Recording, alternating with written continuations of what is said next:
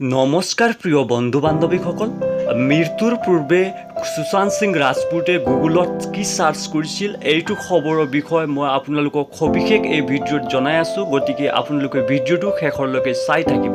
আৰু যদিহে মোৰ চেনেলটো আপোনালোকে পোনপ্ৰথমবাৰৰ বাবে চাই আছে তেনেহ'লে চেনেলটো ছাবস্ক্ৰাইব কৰি বেল আইকনটো প্ৰেছ কৰি দিব। ৰিপৰ্ট মতে ছুইচাইডৰ পূৰ্বে সুশান্তই নিজৰ কিছু খবৰ পঢ়িছিল আৰু লগতে কেতবোৰ নিউজ ৱেবছাইটত চাৰ্চ কৰিছিল। এই তথ্য প্ৰকাশ পাইছে সুশান্তৰ মোবাইলৰ প্ৰাথমিক ফৰেনচিক ৰিপৰ্টত। ৰিপৰ্টৰ মতে সুশান্তই 14 জুনৰ পুৱা প্ৰায় 10:15 বজাত মোবাইলত গুগলত নিজৰ নাম চাৰ্চ কৰিছিল। তেওঁ কিছু নিউজ আৰ্টিকল পঢ়ে আৰু তাৰ কিছু সময় পিছতে তেওঁ নিজৰ মোবাইলৰ ব্ৰাউজাৰ বন্ধ কৰি দিছিল। কোৱা হৈছে যে সুশান্তই নিজৰ বিষয়ে প্ৰকাশিত আৰ্টিকলত নিজৰ ইমেজ লৈ অতি অশান্ত হৈ পৰিছিল।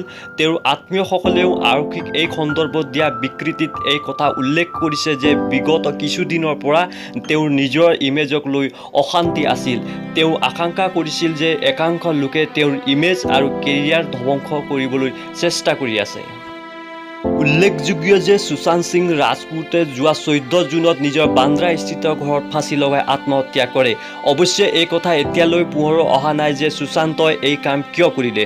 মুম্বাই পুলিচে এই হাই প্ৰফাইল কেছৰ ব্যক্তিগত আৰু পেছাদাৰী সকলো দিশ চালি জাৰি চাই আছে। এতিয়ালৈকে কমেও 30জন লোকক সোধা-পোছা কৰা হৈছে।